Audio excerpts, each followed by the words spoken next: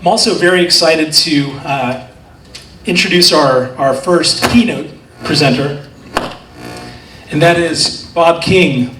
Bob King is an attorney and the founder of Legal Nanny, the leading law firm representing home care and nanny agencies and household employers. Bob works with home care agencies on a wide range of employment law issues, including wage and hour matters, contracts and handbooks, and litigation and class action defense. Bob is a former member of the board of directors of the Home Care Association of America and has spoken frequently at ABHC, thank you for that, Bob, CASA, HCAOA, NAHC, and Decision Health conferences on home care legal issues. So if you would, welcome Bob King with me.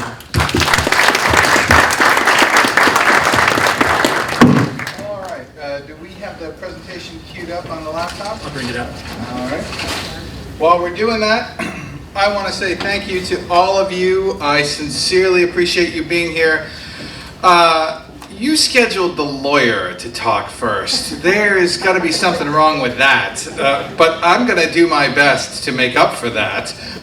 We've got a presentation that's queued up. I also have a handout. Thank you very much. I've got a handout. So, hey, Erica, could I get your help, please, in just passing this around? I want to start by saying thank you. I want to say thank you to Cameron for that introduction. I want to, while she's here, this is, I do have this, but really, I want everybody to give a rousing round of applause to this woman, okay? She put on a conference.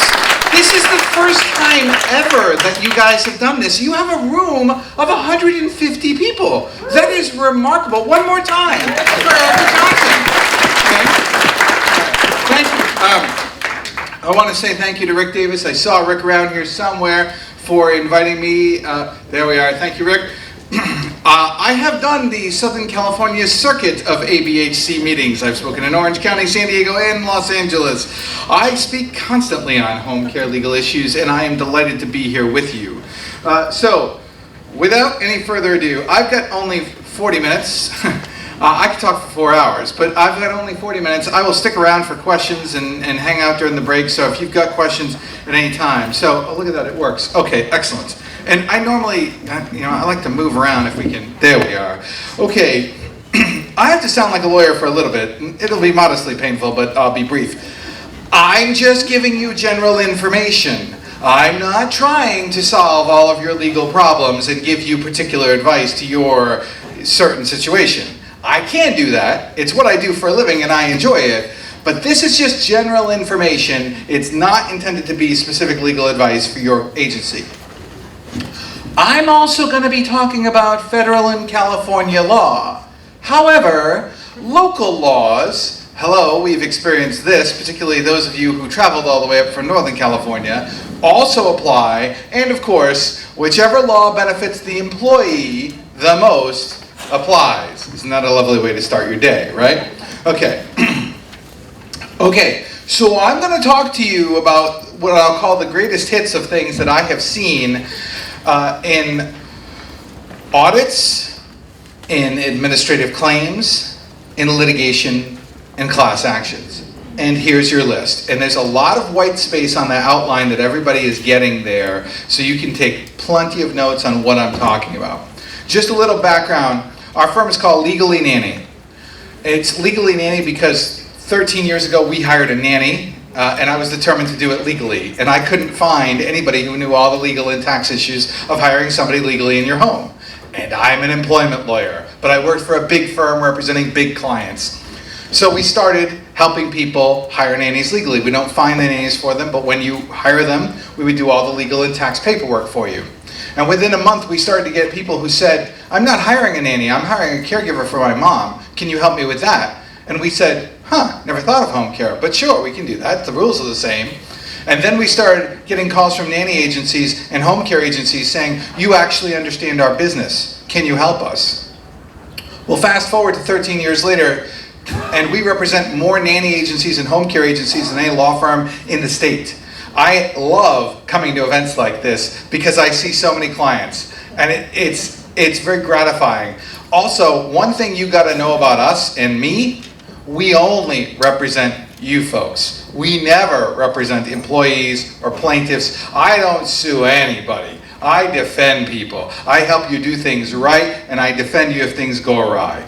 So here's our hit list of things that we're going to talk about today. And when I get into this, I want you to raise your hands. Nobody needs to hear me talk for 45 minutes. That is the definition of intentional infliction of emotional distress, okay? So please raise your hands at any time to ask questions about what I'm going to be talking about here. So we've got minimum wage and overtime, sleep time, travel time, mileage and expense reimbursement. I already see people cringing, by the way. Personal attendance, split shifts, regional centers, and registries. I doubt we're going to get through all this, but I will do my level best. All right, let's talk about the minimum wage. This is brutal. It's $10 an hour, as I think we all know. And then I give you the schedule for when it increases and by how much. Okay.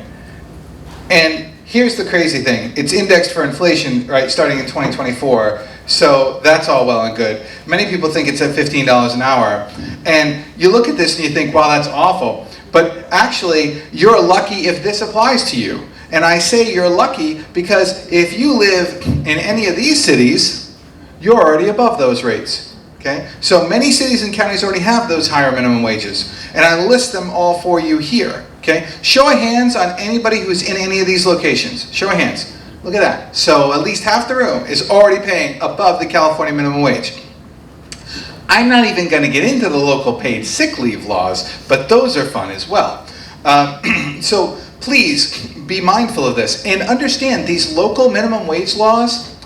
It doesn't matter where you're based. If you send a caregiver into one of these jurisdictions, and for those in the back maybe not able to read, it's Berkeley, Emeryville, Long Beach, LA, city and county, Oakland, Pasadena, San Diego, San Francisco, San Jose, and Santa Monica. If you send a caregiver into one of those jurisdictions, you're required to pay that jurisdiction's minimum wage, even though you're not in that jurisdiction. Okay? So please be careful where you're sending your caregivers and monitor those local minimum wage and paid sick leave laws. All right. There's another problem with the minimum wage that some people aren't aware of.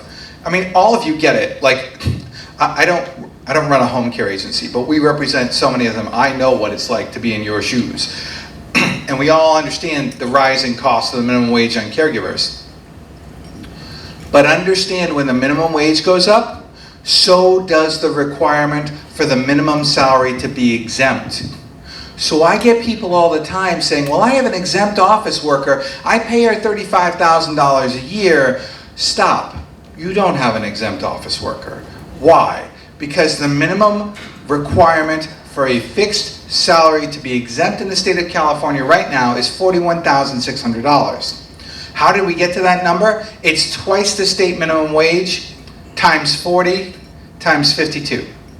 Twice the state minimum wage, not your local, state minimum wage times 40 times 52. So, what does that mean? Well, as we saw in the prior slide, as this goes up and up and up, so does the minimum salary requirement to be exempt. And it gets better. It gets better because the federal government decided that they know how to run your business better than you do. And they decided that the minimum overtime threshold as of December 1st is going to be $47,476. So if you've got somebody working in your office who is exempt, as of December 1st, you have to pay that person $47,476 annually. Otherwise, that person is no longer exempt. And this salary level will automatically be adjusted every 3 years. So what does that mean? So that means that due to both California minimum wage going up and federal overtime requirements going up, you've got to monitor federal and California law to determine what that minimum salary is going to be for your employee. I can tell you right now, it's $41,600 and it's going up to $47 and change as of December 1st. So please be aware of that, because if you misclassify someone as exempt, it is a painful and expensive process. So please, please, please be careful. Okay. I'm not all gloom and doom. Honestly, I'm more upbeat than this, but I'm just telling you. Let's start off with this, right? All right. Have I scared? No one's asking questions. I've scared everybody off too. Okay, great. There's coffee in the back, folks. All right. Federal overtime. So federal overtime is now the law for all of you, which means you're paying time and a half for all hours worked. That's straight time hours worked above 40 in a week. I think we all know that. It applies to all of you. And guess what? It applies to most families as well, because they've changed the definition of a companion under federal law. Most caregivers, even if they're directly hired, still overtime applies. There is no federal daily overtime, okay? Now, so in California, we've got 1.5 times the regular rate for all hours worked above 9 in a workday and above 40 in a work week. And your friends up in Sacramento just made this permanent. I don't know if you saw this. It was originally intended to sunset as of January 1st in 2017. The state legislature passed a bill, made it permanent. There was some debate of whether or not it was going to be a further time period extension. Governor Brown said no, he didn't want any more of that, wanted to make it permanent. So 9 and 40 is the law of the land. 9, not 8, 9 and 40. This is for caregivers who are personal attendants working in a private home. What do I mean by that?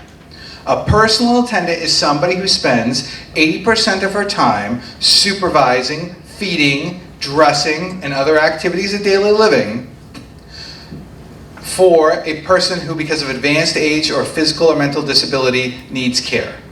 That's what a personal attendant is. If you're staffing housekeepers, they're not under this regime. Okay? I know you're not, but we're going to talk about dangers of how people lose that personal attendant exemption.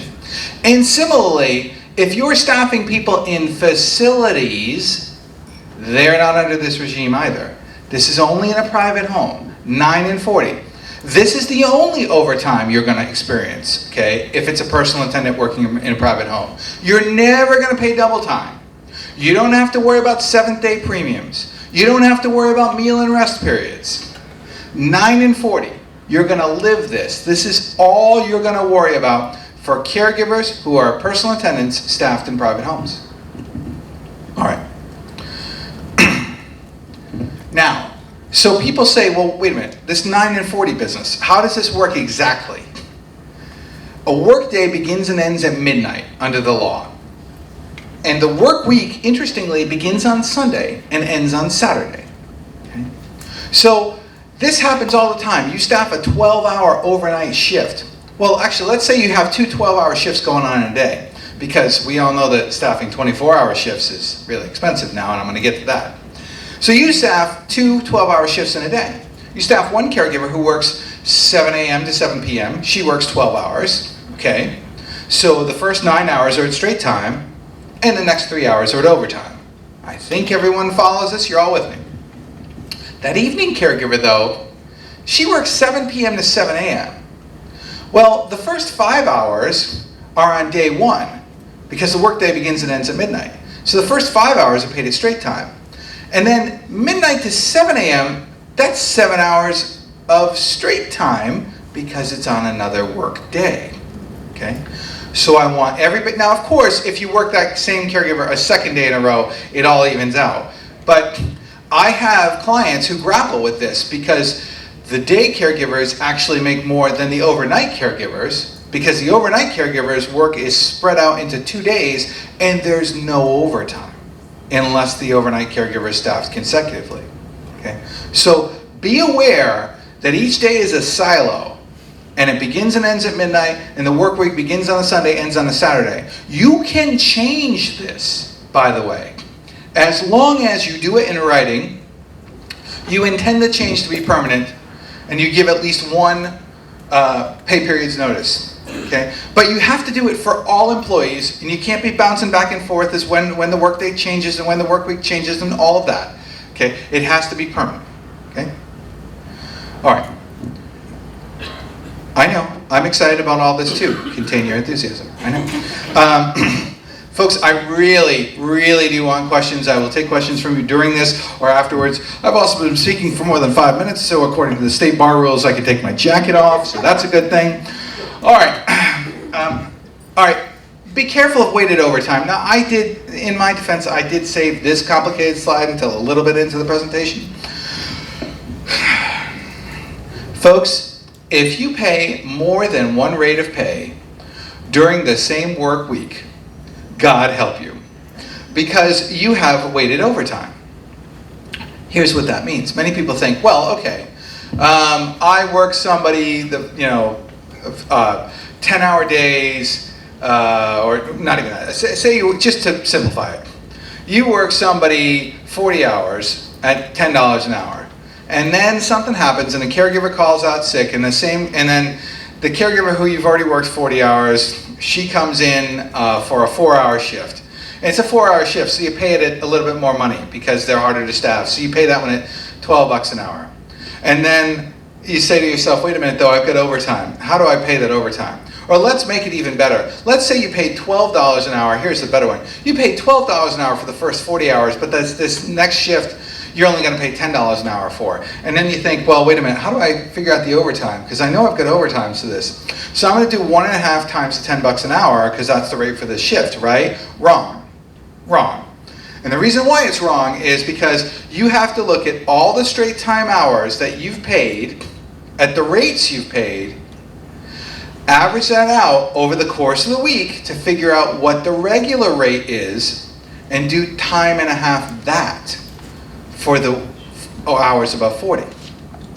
So I just I just resolved a class action on behalf of a California home care agency. And they were doing these day rates for shifts. It's a 24-hour shift, they were doing a day rate. I hate day rates. I hate any rate that's not hourly. Okay, let me just say that. And then what happened was, that caregiver, sometimes she would have to stay later. So she'd work a couple additional hours. And they'd pay her at a higher rate than what the day rate hourly wage was for the shift. And the plaintiff's lawyer said, whoa. You didn't do a weighted average for your overtime. And the plaintiff's lawyer was right. And the problem with California is it is a gotcha state. If you underpay someone, the pay stubs are wrong. If their employment ends, you haven't paid them all wages at the time of termination. It becomes extremely expensive. So I implore you, if you're going to pay different rates in the same work week, first of all, really think long and hard if you want to do that. But second of all, if you do that, make sure you're doing weighted overtime. And most of the software systems can account for it, but you have to check the right boxes or the drop-down menus, etc., etc. I'm not asking you to do math. I'm a lawyer. I'm allergic to math, okay? But I am telling you to make sure your software settings are correct, to make sure you're accounting for weighted overtime. Now, yeah, sure. Yep. You just make the rule. Sorry. I'm going to pay the OT at the higher rate. Same question. Okay, so you people want to give away money. No, I'm kidding. I'm just kidding. But the question is, what if you want to pay the OT at the higher rate? You can. You can do that. There is a slight danger that the pay stub will be inaccurate, because technically under the law you're supposed to use the weighted average. So you run a risk that the pay stub is inaccurate, but then the question would be, what are the damages for that, since we paid you more than we were legally required? So the short answer to this question is, I would always favor erring on the side of accuracy, of using the weighted average. But if you want to, for simplicity's sake, pay more, always pay the higher rate, I don't think there's a lot of legal risk in doing that, because I can't imagine what the damages would be, except to say that there is a penalty for inaccurate pay stubs. So you have to be careful. All right, good questions, thank you. All right, now this is where I compliment you. Home care agency owners are some of the smartest, most resourceful, most creative people I have ever met. And you all will come up with no end of ideas to get around these annoying overtime problems. None of them are legal, but they are all creative, okay? I want to give you, these are things I get all the time. You cannot salary these caregivers. It does not matter how much you pay them. I had a home care agency owner that said, fine, I'll just pay them. I'll make sure they all get paid that whatever that exempt salary overtime level is, and then it won't be a problem. No, you can't do that, okay? They are not independent contractors, ever, okay?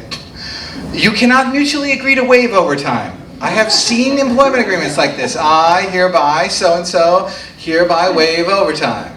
That doesn't matter. It's not enforceable and you'll get in trouble. They cannot volunteer their time, okay? I'm sure they love their clients and they love you. I know they do. I mean, you're lovable people. Look at you. You're lovable people. But they can't volunteer their time. So if they work 40 hours during the week and they volunteer for the client over the weekend, you must pay them for those volunteer hours. You cannot do that. All right. Okay, any questions on minimum wage, overtime, any of that fun stuff before we move on? Yes? Remind us about your thoughts on whether a residential care facility is a home setting? Sure. The question is an RCFE a home? My thoughts are, you bet it is. My thoughts happen to differ with the Department of Labor's thoughts on that opinion. Here's the issue. The federal government and California, but particularly the federal government, take the position that unless it's an actual home, I mean white picket fence sort of home, it doesn't count as a private home, and therefore the overtime rules that I've laid out here for personal attendants don't apply. So facilities, for example, even independent living facilities, the government doesn't like. It doesn't call them homes. This is not a hard and fast rule, but I will tell you now, I've been in enough audits to know what their position is, and it becomes difficult. And believe me, I had one up in San Francisco. This was great. We actually took the auditor to this independent living facility. It was gorgeous. I would move in there in a heartbeat, right? I mean, you have your own parking spots and doors that, condos with doors that lock, and you have the kitchenette and all of that sort of stuff. It looks great.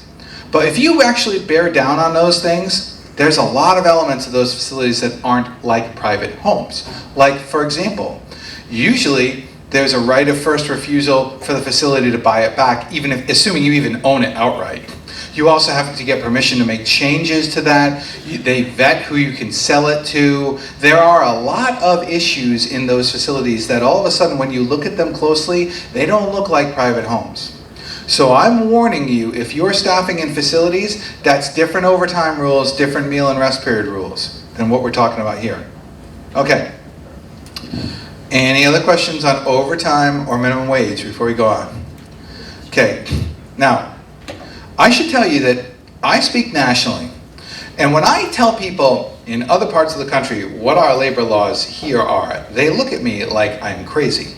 And I am in the People's Republic of California. And it's, I have the same phenomenon, by the way. When I'm here, okay, and I tell you what the laws are up in San Francisco, you're all like, what? Who would do business there, right? So it's even within the state, I get it.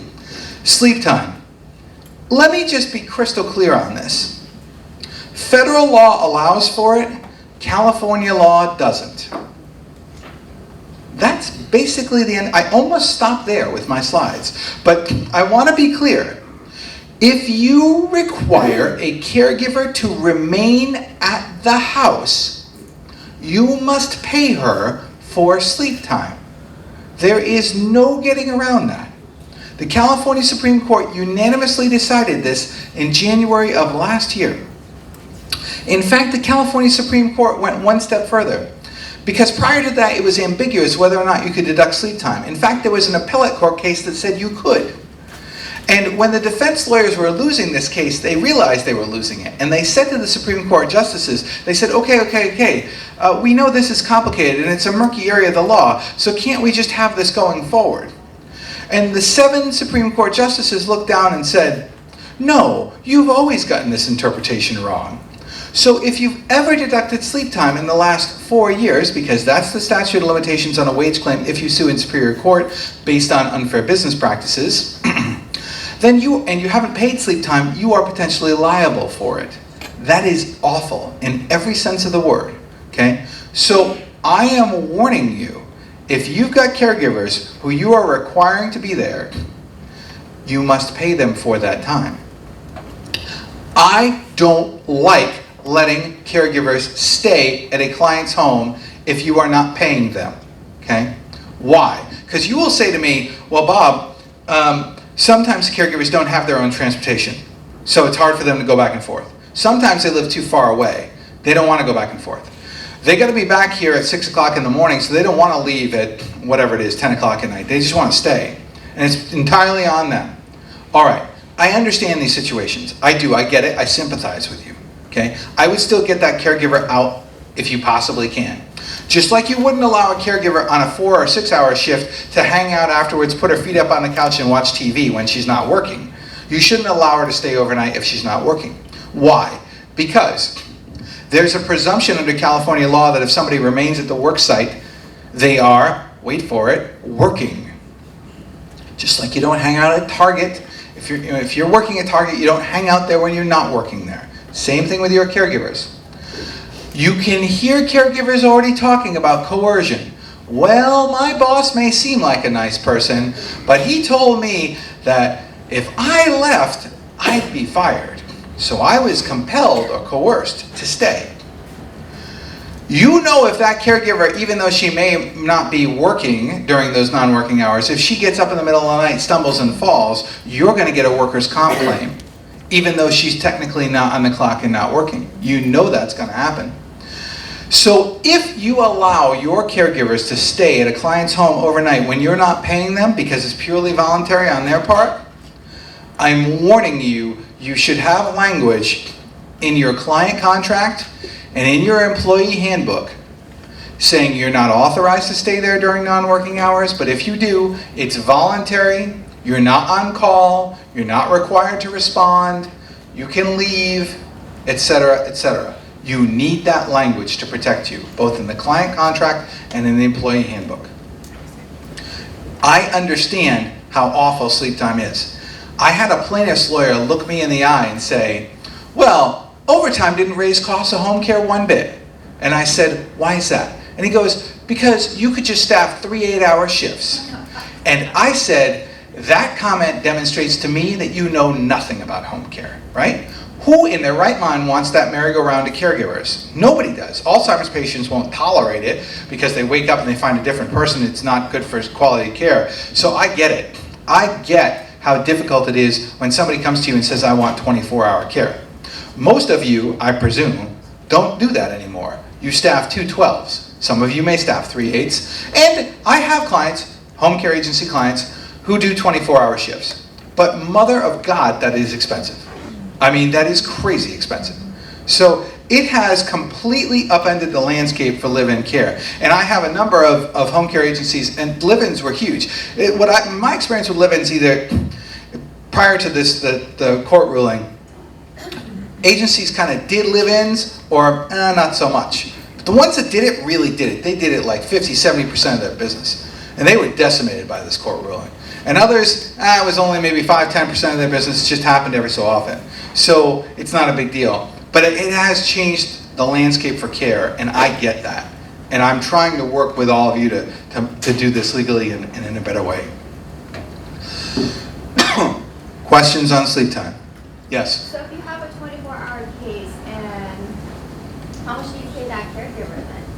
Like Okay. You pay for the full 24 hours? Okay, so the question is, if you have a 24-hour case, how do you pay it? Well, all right, get your calculators out. So the first 9 hours are paid at straight time. Let's assume that's just $10 an hour. You don't live in one of those funky jurisdictions that's higher.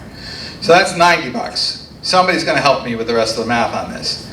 The next 15 hours are at $15 an hour.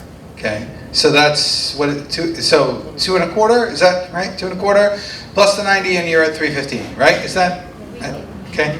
315. That's what you have to pay. Are you kidding me? Right? Are you kidding me? And never mind what you have to charge. And remember the good old days? Remember just a few years ago? A live-in, minimum wage was $8 an hour. You could deduct sleep time. You'd pay 16 hours a day. 8 times 16 was 128. Life was good and the living was easy, right? And now here we are at $315 a day. It's unbelievable. Again, when I tell these stories nationally, people look at us like we have 3 heads here in California. All right. Continuing along on the hit parade, this is my own little basket of deplorables, I should say, in this presentation, right? So, sorry. It's too easy. All right. It's your own fault. If you gave me more questions, I would have fewer jokes. Travel time between jobs. This is another one that you all hate. And it's worse than overtime. Why? Because you can't bill it. That's the worst part. At least with overtime, you can bill that to clients. So let's be clear. If you have a caregiver or any employee who travels from one work site to another during the same work day, you must pay for travel time between the two work sites. It doesn't matter how long of a time period there is between the two shifts. And I'm not saying you pay for the whole time between shifts. I'm saying you pay for travel time. So if you work somebody from 8 to noon, and then you work them from 4 to 8 in the afternoon, you have to pay them for the time it takes to travel between the first client from 8 to noon and the second client from 4 to 8. Even though we all know they're not going straight from client A to client B. We all know this. You must pay them for that travel time. There is no getting around that. You don't have to pay them for commuting time. I'm not talking about the time it takes the caregiver to drive from her home to the first work site, or from the last work site to her home. I'm not talking about that. I'm talking about travel time between jobs. That also means, though, if you call that caregiver into your office after she's worked at a client's home, you're paying her to go to travel from the client's home to your office. It's any work site, okay? So, yes? What if they choose to come into the office between? You didn't ask them to come. Then don't pay it. It's only if you require them to come in, okay? All right. Bob, Yep. if you have a associate come into the office, you request, do you have to pay a minimum also? A minimum time of 2 hours? Okay, this is an excellent question. So the question is, if you have somebody come in, do you have to pay them a minimum amount of time? Okay. That's what's known as show-up time under California law. And here's the way it works.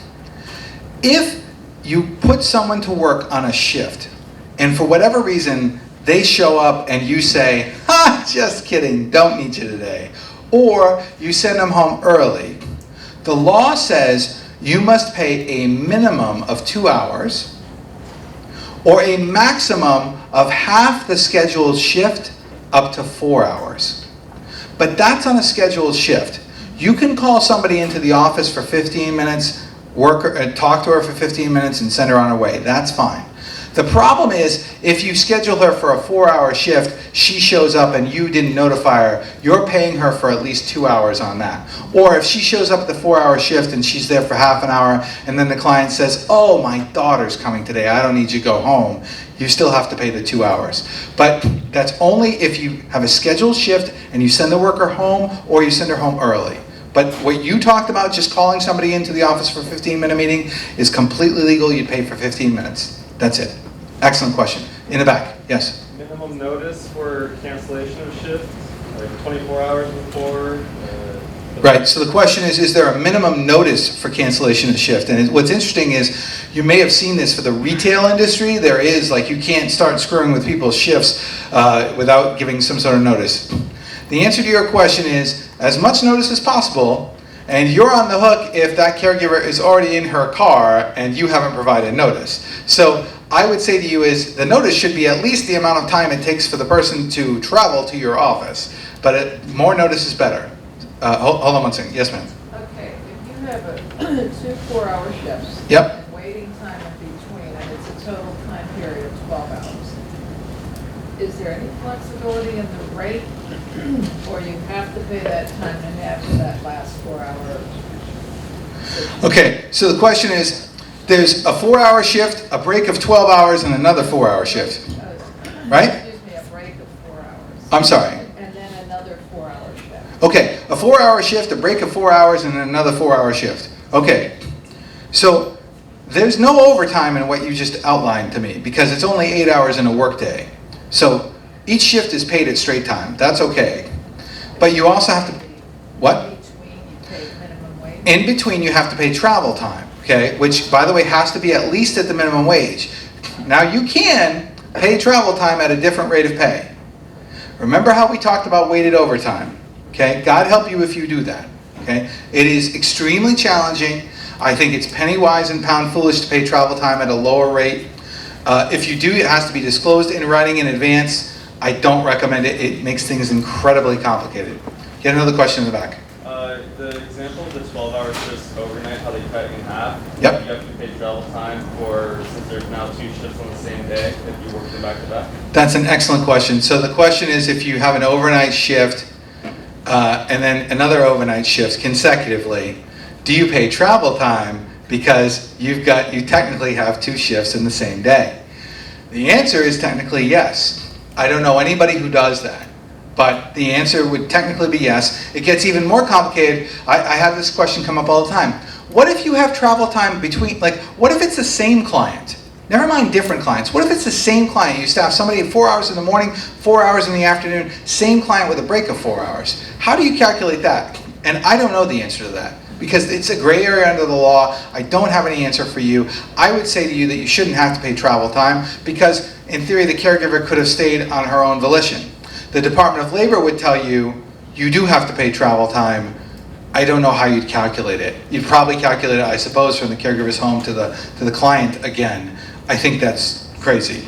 Yes? What's the show-up time as it relates to like in-services and staff training? If you require them to do that, do we have to do a minimum 2 hours of training this event? Right, and again, the question is show-up time for in-services. Remember, the show-up time is only if you schedule them and then send them home without working them or send them home early from a shift. But if you schedule an in-service for an hour, you can pay them just for 1 hour and you're fine. Okay? Ironically, if you schedule it for an hour and send them home after half an hour, you'd owe them 2 hours of pay because you sent them home early. Okay? But if you work them your shift, then that's fine. There's another question. Yes, sir? The last one I have Sure. is, you said earlier no 7-day premium. Does that mean if you have a caregiver work 7 days in a row, as long as it's not 40 and 9 a day, you're okay? Right. So the question is about 7-day premiums. That's exactly right. Assuming the caregiver is a personal attendant working in a private home, there are no maximum hour limits. By the way, you can work somebody 24 hours a day, 7 days a week, 365 days a year if you want. And you can work them 7 days a week if you don't, and pay no overtime, assuming you don't go over the 8 hour in a day or 40 hour in a week threshold. You could, in theory, work somebody 7 days a week, 4 hours a day, 5 hours a day even. You could do that without hitting any overtime. You will not have a happy employee, but you could do that. Yes. So Bob, in the case of the 4 hours here and the 4 hours here, you do pay the split shift premium? Okay, that's a whole different one, and I'm going to get to that. The question is about split shift premiums. Just to give you an idea of how complicated this is, when you have a split shift in a day, there are 3 things you need to worry about. We're only talking about the first one so far. We're talking about travel time. I'm going to get to the other 2 in a minute. Split shifts is 1. Any other questions? Sure. That's all right. Go ahead. So when we're paying for drive time, Bob, do we have to pay for mileage as well? Okay, that's the second one that I'm going to talk about. So yes. So all right. So let's go on to that. So we talked about travel time. Okay. And by the way, the easiest and most conservative way to deal with travel time is just to have the caregiver log it just like any other work time. You can use online services and stuff, but you should notify employees if you're going to do that and give them the opportunity to tell you, no, MapQuest actually shorted me, it took me a longer time. All right. So, in addition to travel time, understand that you are required to reimburse all employee expenses. That includes mileage, okay? Not commuting mileage, not to and from their home. So let's take our fun example of 4 hours in the morning, 4 hours in the afternoon. You pay the travel time between those 2, and you must reimburse mileage between those 2. And if they're not driving, they use public transportation, you have to reimburse that. Okay? Mileage is currently 54 cents a mile, according to our friends at the IRS.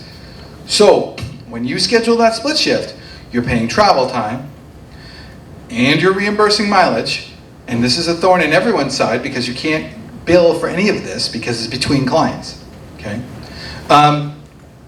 Hold on one second. Also remember, this mileage reimbursement includes cell phones. This was a recent case, okay, where If someone uses their cell phone for work purposes, you are required to reimburse for that. I have seen so many plaintiffs make this claim. It is preposterous. Nobody bills like this. You just pay a monthly fee for your cell phone, yet the courts have said expressly you have to reimburse for cell phone expenses as well. You cannot just tell your caregiver to deduct this on her taxes. That's not how this works. Yes, ma'am, you had a question? Well, two questions. Yep. The first one is, with the 2 4-hours, you're only paying for in between the 2 4s required, right? Or to and from work too. Okay, so the question is, with the 2 4-hour shifts, what do you pay? You pay the travel time between the first workplace and the second workplace. That's what you do. Plus mileage. Plus mileage. Right. All right. That's all right. Other questions? Yes? How do you reimburse for cell phones since they don't bill that way? What's the... Isn't that ridiculous? So I always put that on the employee. I have a handbook policy that says employees should submit reimbursement requests for cell phones based on a percentage of business use. And if they don't submit it, that's their problem. But they should, you just have to estimate what percentage of the cell phone use is business and then pay that portion of the monthly fee. It's ridiculous, I know, but it's the way it is. How far back? Where do you go? Like if they submit it? How far back? You should tell them to submit expenses no less than on a monthly basis and preferably on a weekly basis. The statute of limitations on an expense claim, I believe, is 3 years. So, all right. Now, right, so they should submit these expenses to you. The reimbursements are non-taxable. All right, I'm going to talk, I will get to, you know what, I've got another slide on split shifts, so we're going to talk about this. This is the third thing you need to worry about when you schedule 2 shifts in the same day with a break. This is incredibly complicated. It will make your head hurt, but we're going to go through it slowly. Most people are unaware of this. If you schedule a caregiver with a break in her workday, you may owe what's known as a split shift premium penalty of 1 hour of pay at the state minimum wage. Okay? What do I mean by that? First of all, it has to be because you scheduled it. If the caregiver says, hey, I need time off in the middle of the afternoon to go pick up my kids from school, you don't have to worry about the split shift penalty. You still have to pay travel time, you still have to pay mileage. But if you schedule the break for your convenience or because your clients want it, you have to analyze whether or not you owe a split shift premium. The default is you owe it, unless you can offset it. And how do you offset it? You offset it by any amounts that you pay, aside from the overtime premium, above the minimum wage. So let me give you an example, because just explaining it doesn't work. So I just need to give you an example of how it would work. So let's take our fun 4-hour in the morning, 4-hour in the afternoon shift. The minimum wage in California is $10. I don't care what the local minimum wages are. Split shift premiums are only based on the state minimum wage. If you pay $10 an hour for the first 4 hours, $10 an hour for the next 4 hours, you are paying travel time between the 2 jobs, you're reimbursing mileage, and you owe a $10 split shift penalty. Simple as that. However, if you pay $12 an hour, then you're $2 above the minimum wage over per hour. Well, 2 times 8 is 16. 16 is more than 10, which is a split shift premium, and you don't owe any split shift premium. So the one advantage of people who are in these higher minimum wage areas is you generally don't get hit with split shift premiums because your higher local minimum wage alleviates it. But let's say you paid $11 an hour. Okay, $11 an hour is $1 above the minimum wage for 8 hours during the course of the day. That's $8. The split shift premium is $10. You owe a $2 split shift premium. Okay? That's how complicated this is.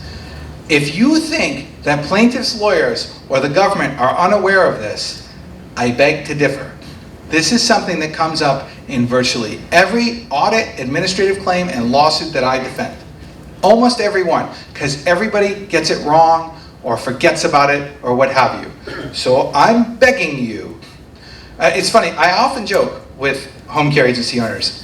If I ran a home care agency, I'd schedule caregivers for 1 shift a day and avoid all of this. right? I know how impractical that is. That sounds absurd, right? But honest to God, think about it. 1 shift a day, then no travel time, no mileage, no split shift premiums. 1 shift a day, that's it. Okay? I'm not advising you to do that. You do your business practices as you want. What, we get time? Yes? Question? No? Does that apply to Yep. hours worked? Like if it's 5 hour, 4 hour, would that 2 hours go into overtime? Oh, excellent question. Okay, so the question is, does the split shift premium count as hours worked? The answer is no. It's not hours worked. It's just a straight up, here's your penalty for that. Okay, now I want to go back to one other hot button issue I have here. Okay, personal attendants. All your caregivers who work in private homes should be personal attendants. But it is so critical to adhere to this 80-20 rule, and I mean so critical. Because all plaintiffs' lawyers challenge whether or not you've got personal attendants. So how do you prove that your caregivers are personal attendants? Because your problem is, you staff a caregiver in a home. The only other person there is the elderly person who may not even know what your caregiver is doing. So how do you prove that your caregiver is actually doing what you think she should be doing? Well, you document it in handbooks, in client agreements, in timesheets or on telephony scripts. Time and time again, you have the caregiver say, I spend 80% of my time supervising, feeding, dressing, and other activities of daily living. And if I don't, I will let you know. And if I don't let you know, we agree that I did spend 80% of my time supervising, feeding, dressing. You laugh, but I'm dead serious, right? So you got a stack of these under penalty of perjury timesheets that say this. And then you have a caregiver who says, no, I didn't do that. And so my favorite question in a deposition is, were you lying then or are you lying now?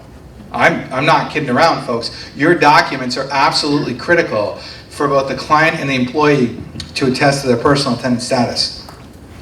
Because it's challenged. And by the way, here are the 2 main reasons why you might lose that personal attendant status. All of a sudden, your caregiver is doing housework most of her day. Okay, that's a problem. If she spends more than 20% of her time on housekeeping, you've lost a personal attendant exemption.